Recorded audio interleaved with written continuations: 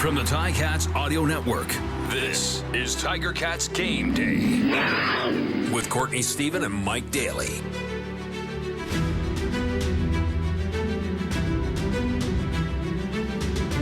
Welcome to Tiger Cats Game Day on the Ticats Audio Network ahead of this Friday night football matchup between the 6-9 Saskatchewan Roughriders and the 4-10 Hamilton Tiger Cats. Folks, you know me. My name is Courtney Stephen, as always, joined by my friend, my man, my partner in crime, Mike Daly. Mike, there's not too much to be said at this point in the season. This game is as big as it gets. What is at stake in this matchup tonight? Yeah, really, when you look at this, everybody's going to start breaking down, okay, if Hamilton wins and then Sask loses, but then Sask wins the next two games and Hamilton, can split the games and who's going to be in, crossover. It's all this conversation where it's, talking about all these different scenarios. But really, when it comes down to it, if you win the rest of your games from here on out, whether you're Hamilton or Saskatchewan, you are in the playoffs for the Grey Cup, right? And I think that's exactly what that conversation in both of those locker rooms are going to be. It's going to be, hey, who cares what these scenarios are, right? We hold the power in our hands. And it starts with the Saskatchewan game where we go out and we're just going to win this game, then we'll win the next game, then we'll win, and keep on going, right? Because no one in either of those locker rooms are sitting there saying, okay, let's start doing the mental math here. No, it's like, let's just win the next one. Am I wrong on that, or you think that's exactly what's happening in both those locker rooms? You know what? That's as simple as it gets. When you look at this, this is the beginning of what would be a 7-game road streak. Well, not on the road, but a 7-game streak to go straight to the Grey Cup. This is where the playoffs begin for the Tiger Cats because they control their destiny and take away all the equations and the subtraction, addition, waiting for other people to do their thing. Just win, and you punch your own ticket to the playoffs, and then you get a chance. Everything resets at 0-0 when it gets into that playoff race, and you have an opportunity to go out there and win the big one. That's what it's about. It doesn't matter how you got here, and so that's what everybody should be focused on. With 4 games remaining in the season, the Tiger Cats, regardless of what has been the storyline, whether it had been injuries, whether it had been the quarterback in and out of the lineup, whether it had been can they turn the ball over on defense, can they establish the run, it doesn't matter what happened yet. It matters what happens today and what happens in these next critical games. So the matchup here cannot be overstated. This is as important as it gets for Ticats fans, and it will be interesting to see tonight Saskatchewan Roughriders coming to Hamilton to take on the Hamilton Tiger Cats. And this is going to be a Tiger Cats lineup that has some people who are new faces in here. We're going to see Godwin at that X receiver spot where we're used to seeing Stephen Dunbar Jr., but next to him we'll have Tim White, Lamar Durant.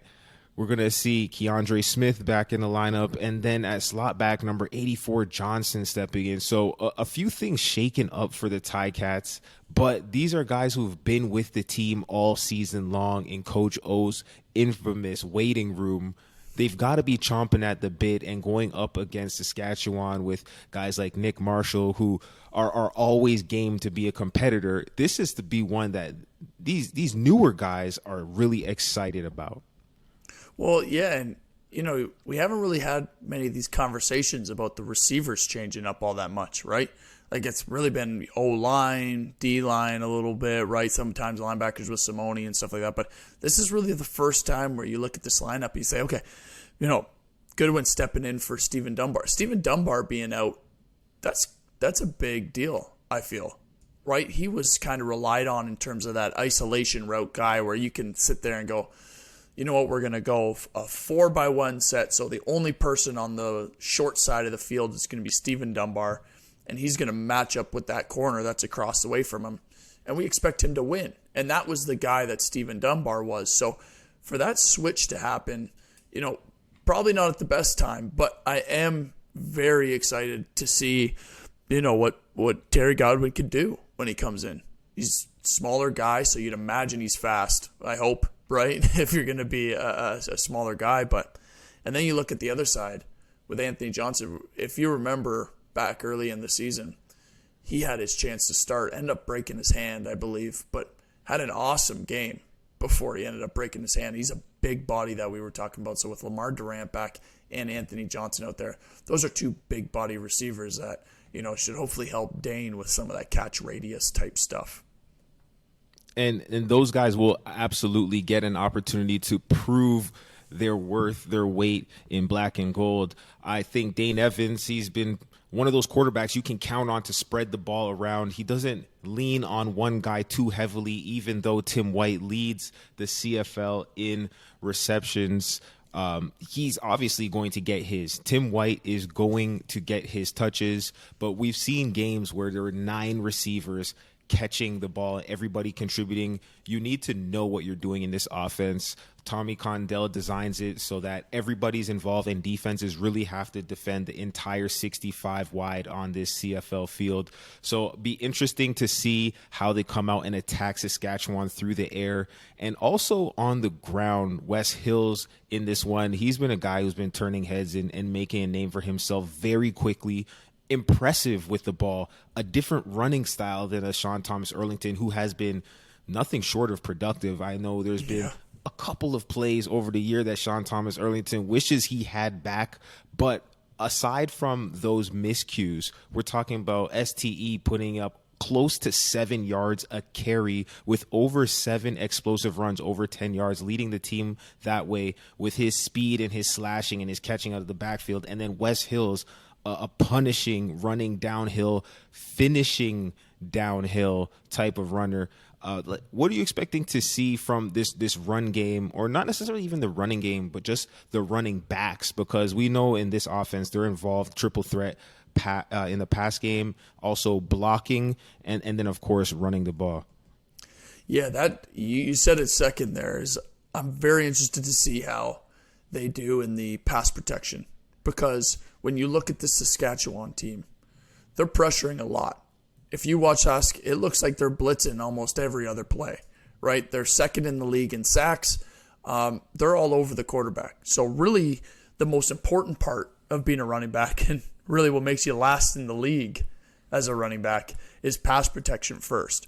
So that's what I'm very curious to see how they do in that pass protection, because Larry Dean and Darnell Sankey, they're going to be bringing it every now and then, right? So they better be tight, locked up in pass protection, because you can't let the Saskatchewan defense that feasts on sacking the quarterback, and that's how they live or die in that defensive backfield, because they're just leaving their DBs out to dry, really, in cover 1, cover 0 all the time. Pass protection is going to be number 1 from these running backs. But, Court, let me ask you something, because going into this stretch where we're talking about, Hamilton having to win out and just win your next games as playoffs, punch your ticket, is it concerning when you look at this lineup of receivers that are new stepping in? I mean, I know Dane's been playing a lot better, but you need to know where to be, and timing needs to be on. Is it concerning when you look at this? Well, when you have 2 guys who are rookies in the CFL, that's always something that if I'm the defensive coordinator, Jason Shivers, for Saskatchewan, I'm not necessarily highlighting those guys as we're getting ready in our prep week and saying, hey, watch out for the rookies, because there's not that much film on those guys. And quite frankly, when you have Tim White commanding the attention, blowing the top off of defenses, you're much more likely to roll the coverages towards Tim. So for those guys, I think they could have the potential to fly under the radar and get some favorable matchups or some favorable coverages in clutch second down situations where the defense might be keying more on Tim White. So there's an opportunity there. But to your point, in terms of does it give you pause, I think it would, until they prove us wrong. Because let's think about it.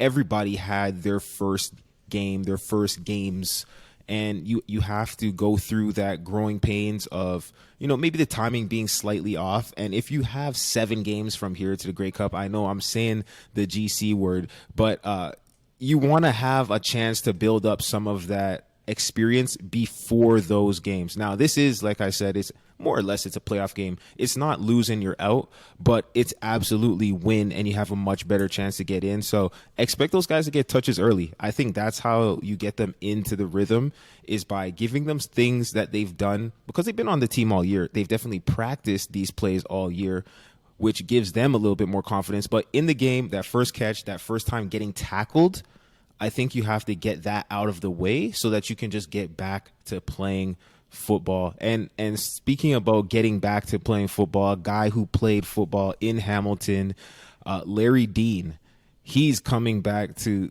Tim Hortons Field, and somebody the fans really loved while he was here. We know Larry, we both played with him, hard-nosed guy. Him and Darnell Sankey. Number 1, Sankey has 92 tackles. Dean has 84 tackles. These guys are on pace to be only the second linebacker duo since Big Hill and Solomon Alamimian in 2016. Both crested the 100 mark with the BC Lions. So it's not a great sign when your defense is on the field all the time making a ton of tackles, but when it's heavily concentrated between two people, it really shows you the sideline to sideline involvement that Mike Will combination have. There are people who this offensive line, who as of late, the Ticats offensive line has been doing a great job, but they have to identify where these two are at. They will be involved in pressures. They will be dropping back in pass. If you check the ball down, they will be there as soon as the receiver, the running back, catches that ball. I think Larry Dean and Darnell Sankey are two to watch in this matchup in Jason Shiver's defense. Yeah, for sure. And exactly going back to Wes Hills and Sean Thomas Erlington, right? Those guys are really going to have to bring it this game. And not that they don't any other game, but that's definitely, those two guys are circled on that scouting report saying we need to know where both of these guys are all the time, because they make all of their plays. When you're number 1 and number 3 in tackles, guess who you're going to have to block? It's the guys that are number 1 and number 3 in tackles in the league. But listen, one other addition to this lineup that I'm really excited for is Lawrence Woods being back. Lawrence Woods was averaging 14 yards on a punt return. Averaging 14 yards on a punt return, which is huge, and it was second in the CFL. So having Lawrence Woods, anybody that, you don't even need to know what he's averaging. You don't need to know where he is in the CFL. All you need to do is watch a Ticat game. And when that ball is in his hands, he is making plays all over the place. So to have Lawrence Woods back at this time is huge for the Ticat special teams, because he's just a difference maker at returner, and he's really going to help flip that field position, which, when two teams are close like this, that's really what's going to end up determining that game. But I'm excited for him to be back big time. Yeah, and he's a guy he gives the other players on special teams a little bit more confidence. It's almost as if he's that special package that you unlock in a video game that gives you a +1 on your speed, your strength, and your endurance. He's that galvanizing force, because when you have a guy back there who has potential to score, has potential to get explosive returns, has potential to change the game, you dig deeper. Like, he's not just going to catch it and fall down. You know that this has the potential to be the unit that swings the pendulum back in the favor of the Ticats. So you go out there and you just grit and push a little bit harder. I've been on teams with amazing returners. I know you can say the same. They do something to lift the entire group on that sideline. And if you do get an explosive return against you, you also know how deflating that can be. So it's a double-edged sword. It's not only are you lifting up your team, but the other team now has to go out and defend a short field. You could potentially be starting drives one first down away from field goal range or already in field goal range. So a guy like Lawrence Woods, his impact cannot be overstated. But don't sleep on Mario Alfred on the other side, because man, that guy right there, number 2 for Saskatchewan. If you guys haven't been watching this CFL season, every team has somebody who is a game breaker, and I think Alfred is one of those that the Ticats definitely have to key in on, and a part of their strategy to win this game is going to be containing him, because if you are not disciplined in your lanes and you're running down on your coverage units, he is somebody who can break angles and break ankles. What does this mean? It means if you think that you're on track to tackle him, he hits another gear, and all of a sudden you run right past him. You're behind him because he's too fast. He's faster than he looks. And I think containing Mario Alfred will be a key part of Craig Butler's special teams meetings this week. What are some other aspects of the game, aside from the ones that we've talked about, that you think that the fans really need to key in on? Yeah, I think, when you start looking at the Saskatchewan team, right, on defense, they're a real big hit or miss team.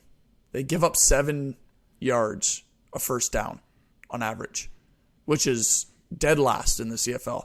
And for anybody that knows anything about football, when you give up 7 out of the 10 yards that they need to get on first down, an offense can call anything they want in 2nd and 3.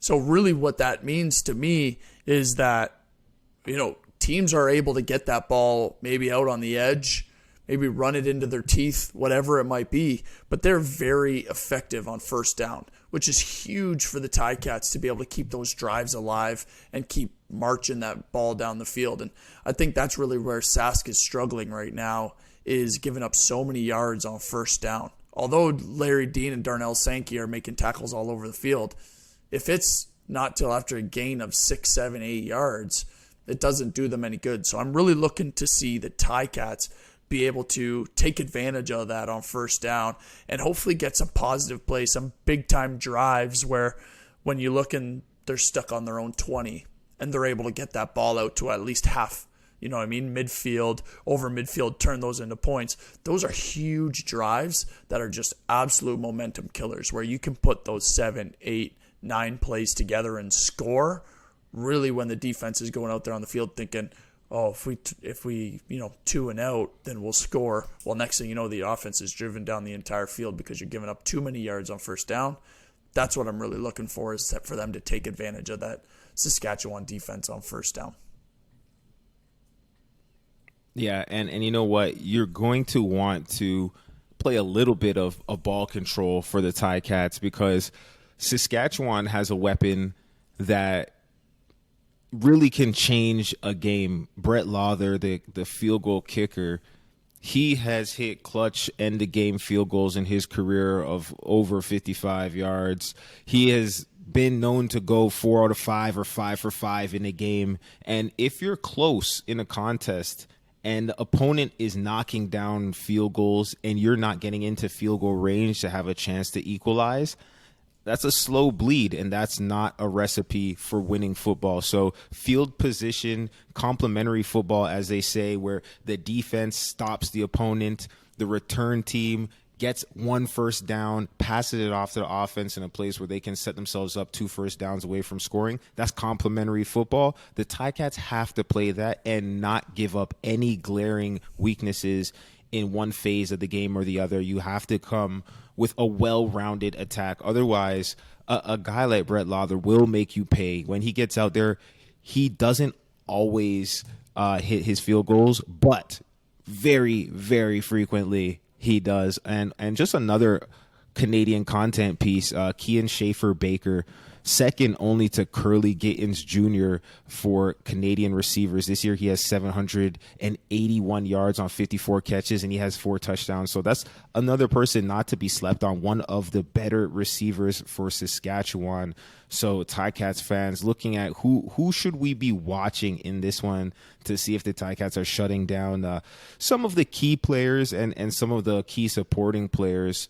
Obviously, Shaq Evans, Moore, number 4, and then Kean Schaefer-Baker, I would say, are the ones to watch on the Saskatchewan offense. So we've made it to the end of the season almost, okay? We've got 4 games left for the Ticats, 3 games left for Saskatchewan. As a player, as an ex-player, I don't even know if you're an ex-player, because once you're a player, man. I think you could probably still put on the pads, huh, Mike, and get out there for a few plays. Yeah, I think I got at least 25. As a player, maybe. At least 25, right? Don't pull the hamstring. But as a player, at this point in time, there's so much film to study on this opponent, are you worried about something completely new coming out of the blue? Or when you've made it to the back part of the season, have people really shown their hand and it's really just, hey, put your players out there, we'll put our players out there, and the best team will win? How much of this is strategy and how much of this is players just have to show up and make plays at this point in the season? Yeah, really before I get into that, I think it's, a lot to do with strength. And Ticats fans, it's time to ride on our strength.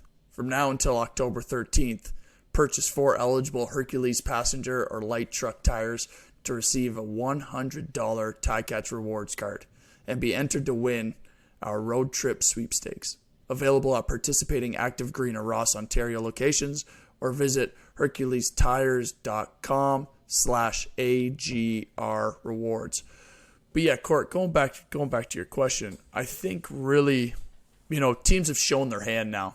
Every team and every coach and whatever it might be, they'll have these little switch ups for each game, right? Something a little different, a different look. But really, when you're watching film, what you see as their main concepts or what you see as their main plays, those will show up in the game, 100%.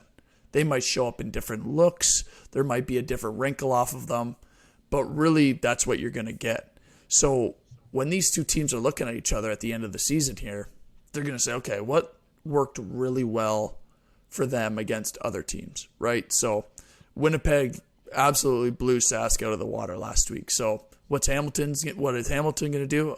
What did Winnipeg do well that beat Saskatchewan, right? Maybe that's our wrinkle we're going to throw in. Something that Winnipeg did that worked really well, but they're still going to run their same plays. They're still going to get Tim White the ball, right? Dane's still going to spread it out to all his receivers, run their normal stuff. So really what it comes down to at the end of this season is just execution. Who knows their own plays better? Who can make the key plays when they come to them? When that ball's thrown to you, whether you're on offense or defense, you just got to make that play. Whether it's catching the ball as a receiver, whether it's getting your hand in there as a DB, knocking it down, whether it's making that open field tackle. That's really what it comes down to now, because everybody's seen all the plays that, Sask and Hamilton's going to put out there on film. Now it's just being able to see it and make that play when it's your turn. Because, Court, you and I have been in this situation a lot. And when you're sitting there talking to your team at the end of this, you know what I mean? When you got these next couple of games where it's playoffs, are you saying like, hey, we need to do something different? We need to do something better? Or is it, hey, we just got to focus and be ourselves? Yeah, I think if anything, there's the few plays that you used to run that you didn't quite get what you wanted out of them, or it didn't look on tape the same way it looked on paper. I think those ones, you trim the fat and you go back to what works well. And to your point, it is a copycat league, so you will take certain things. Like, for example, we're talking about going up against Cody Fajardo. And I really I got to meet Cody one day and ask him, is it Fajardo? Is it Fajardo? Has anybody ever verified that? No. Anyways, I gotta think that the Ticats are going to flush him out of the pocket. Being a mobile guy, he is very dangerous with his feet. He will run and look to throw, but he is somebody who is more prone to tuck it and try and get some yardage. And I think when Cody's rattled, especially rolling towards his offhand, he is somebody who can make mistakes when throwing the ball. Now, I mean, he's fifth in the league, about 3,100 yards passing, so he can get it done. And he's shown flashes of brilliance like most of these starting quarterbacks in the CFL, but he's a guy that can get rattled and put the ball up and throw out what I like to call cookies, all right? Now, the guy like Seontae Evans coming back into the mix, if you're putting up cookies, they might get snatched by one of these black and gold defenders, and that's what you would hope to happen if you're cheering for the Tiger Cats. So if I'm Mark Washington, I'm dialing up blitzes and not just haphazardly saying, let's pressure Cody Fajardo, but I'm bringing pressure so that Cody has to run in a way that he's going to his left, so that it's harder for him to throw downfield, and he can only really throw towards the sideline because he's not escaping to his strong hand, right? So those are the types of little things that at this point in the year I've noticed on film, and I see, maybe the gut pressures aren't going to work with a veteran guy like Dan Clark in there at the center position. Maybe they will, but it's how do you specifically affect this quarterback, and what are the things that give him trouble? Does this offensive line, do they have trouble when they go into 70 protection and slide, and then you wrap a defender around the edge? Do they pick that up? Or maybe it's when you go cover 0 late, they have trouble bombering in and blocking that extra DB who's adding in to the pressure. I think it's identifying what the specific thing is that's challenging for the personnel group that's on the field for the opponent, and then dialing that up, but not until that key second down, saving it for when you really need it. And that's what the great coordinators do, is they know the button to push when they really need to make something happen. And if you're watching closely, these coordinators on both sides, they're great. Jason Shivers, he knows how to dial up some pressure too now. So it will be a good battle to watch the strategy unfold. But of course, players got to play, man. At the end of the day, no one shows up to watch coaches. It's all about the players showing up to play. And that's the biggest thing. Daly, you mentioned Cody and how he's been playing. Mm-hmm. In the past, Ticat fans know whenever we talk about this, we talk about turnover ratio, right? Because of the season that's been around with the Ticats so far, being dead last in turnover ratio. It's a huge factor in determining who wins the game, right? And right now, the Riders on this 4-game losing streak, they're -9 over the last 3 games.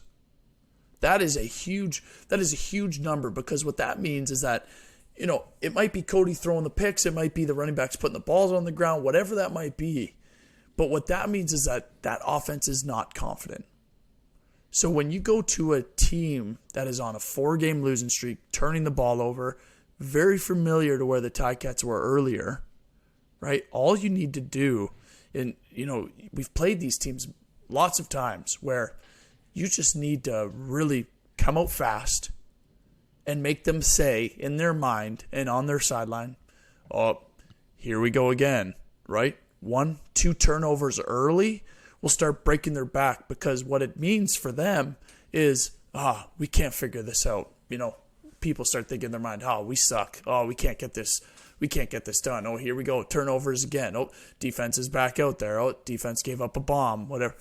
That starts creeping into your head when you're one of these teams. So I'm really curious to see, and not that there's going to be much different to try to create that, because you're trying to create a turnover every play. Let's get real. But for a couple turnovers that happen early for this Ticats defense, that will absolutely put your foot on the gas in terms of the Ticats winning this game. Absolutely. So let's think about how they actually execute this. Who would be the key matchups? If I'm watching the game, I don't know what's been happening up to this point in the season. I'm tuning in to Tiger Cats game day to figure out, okay, give me the Coles notes. Who am I putting the ISO cam on to see if the Ticats are going to work and have the best outcome here? What's one of the key matchups you're watching in this game? Yeah, and I'm going to go kind of outside of the box here with a new guy. Terry Godwin, right? We talk about him stepping in for Stephen Dunbar Jr., but for anybody that watches Saskatchewan's defense play, whenever you isolate a receiver against Saskatchewan's defense, he is going up against Nick Marshall. Nick Marshall is one of those defensive backs where he'll make a ton of plays on a ball. He'll pick balls off. He'll go pick 6, right? But he'll also give up huge bomb touchdowns because his eyes are always in the backfield. He's always playing the quarterback. That's my matchup, and you're laughing. And I need to figure out why you're laughing. I'm laughing like this. Because we should have compared notes, because I literally have the exact same matchup. He's the CFL's Asante Samuel, the guy who one game will give you 2 picks, and the next game he'll be talking trash as the receiver's waggling to the line, and then next thing you know, he blows coverage and he's giving up a touchdown. So, yes, I absolutely am going to be watching Terry and Nick. And honestly, I would love to see them in second down situations where they do go 4-by-1 and they isolate that backside receiver, because that's where Stephen Dunbar Jr. got a lot of his money, is in those backside of the 4-by-1. You're moving the entire rest of the defense away, so no one's there to help. Like, of course, you might have Mike Edem over top late, but that out route, that slant, that curl, the actual routes that you just got to run on a one-on-one, I want to see who gives who that work on that island in the boundary. That would be a great matchup to watch. That's funny that you said that. As soon as you mentioned Terry, I was like, you slide dog. Yes. That's what you get for asking me first. You definitely know what's up. But and listen, another thing that I'm going to look at, because hopefully I'll steal your second in line here, is I'm very curious to see the quarterback sack battle. Because like I mentioned before, Sask is number 2 in quarterback sacks, but they also give up the most. So what I'm interested to see, that Mason Bennett has been switched out for Carney. Carney's going to come back in. We've seen him make tons of plays as Ticat fans, right? And then Julian Hauser is going to be on that other end. Those guys get into Cody, because you mentioned it. Cody likes to run around, and he likes to get out of the pocket and try to make plays with his feet. Well, all that does is give your defensive ends, your defensive line, time to get to him. So I think if they can get to him and make him uncomfortable and start, that turnover ratio going south for Sask early, that's going to be a huge, huge key in the game. Huge. Yeah, and we know with just the Ticats this year how it's been if they do have turnovers, so that's something they'll be conscious of. I mean, they've done polar opposite last couple of games of how the rest of the season had went, so hopefully that trend continues. But a big part of this is going to be the man Wes Hills. I'm looking at Wes Hills versus Larry Dean. Larry Dean is a guy who's great at blitzing. He's a great open field tackler, and he knows how to sift through the trash. And you're thinking, what trash?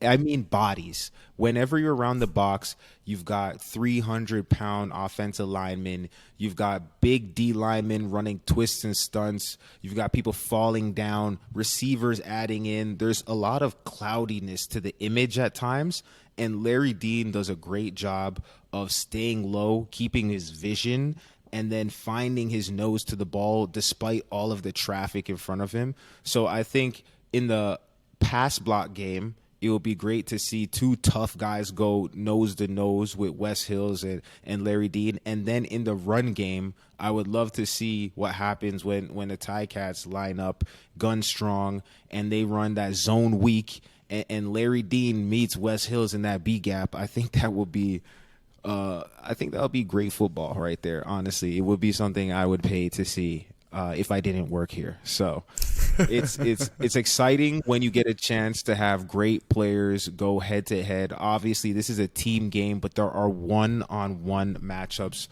all over the place, and that's what we love to see. And if you love to see the Ticats play in person, then you could win a trip to see the Ticats October 29th away game in Ottawa with Journey Rewards. Simply hit ticats.ca/journey-rewards to enter to win 2 tickets on Via Rail, hotel, and game tickets, plus a chance at other prizes, including an autographed Ticats jersey or $50 gift card to the Ticats shop. Go on the road with the Ticats to Ottawa October 29th with Journey Rewards.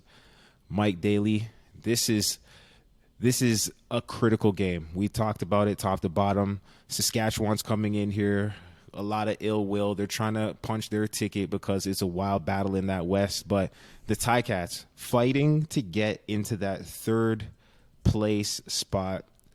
As we wrap up here, the key storyline in this one, what is the thing that's going to determine the outcome of this game for the Ticats or Saskatchewan? Yeah, I think it's, as simple as getting on this offense or getting on the Saskatchewan offense early. We mentioned it a few times now, and that's really when you see the Saskatchewan offense implode, is when Cody's uncomfortable, right? So whether that's blitzing a guy like Cam Kelly or Kyle Wilson off the edge, you know what I mean? Figuring out which way you want him to go. That's really what's going to determine this game, because in the back end, I mean, I'm as confident as can be in this Ticats secondary, because it's that same group, the same familiar faces has seen this Saskatchewan offense time and time and time again. I'm just looking for someone to make a play. And I think, when you get pressure on Cody Fajardo, whatever we want to say right now, but when you get pressure on him, he's going to put that ball up, going to put it on the ground. Those are when those big turnovers are going to happen. And then finally, I'm just looking for that offense to kind of keep rolling the way they have been, right? Dane making the smart decisions. He even mentioned it. He's like, I had to stop forcing it. I had to take what was available, take the check down, take what the defense was giving me, and giving my guys a chance to make plays.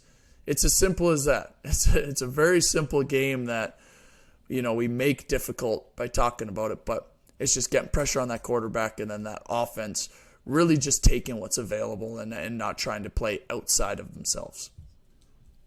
Couldn't agree more. On my end, definitely looking to see how the Ticats finish the game. This season, they are plus 65 in the first half. Known to start strong, known to come out the gates with momentum. But the second half, adjustments have been where they have not held up their end of the bargain consistently over the course of this year. Right now, they are negative 134 in the second half, point differential against their opponents. So for me, I'm looking at the full 60 minutes, and specifically, what do they do in the last 15? We know in the CFL, it's really 57 plus 3, meaning those last 3 minutes, anything can happen. It can be 4 to 5 possessions in those last 3 minutes, just with the clock management and the rules of the stoppage. So I'm fired up. This one's queued up. They're about to get lined up. And it's all happening in Hamilton at Tim Hortons Field, 7:30 p.m. Eastern Time. RJ and Luke Tasker got the call 6:30, 1 hour beforehand. Andy Fantus and Bubba O'Neill, they got you everything you need to know to get warmed up for this one. So if you can't make it out to the donut box, make sure you tune in at listen.ticats.ca, the Ticats audio network. As always, we appreciate you tuning in. Go Ticats. Come on, let's get this, guys. Hope you all have a happy game day. It's game day and you're ready. So are we. Let us know your thoughts. Email us at gameday@ticats.ca. Courtney Stephen and Mike Daly are here every game day with their insights into today's game. Subscribe to the Ticats audio network on Spotify or wherever you get your podcasts.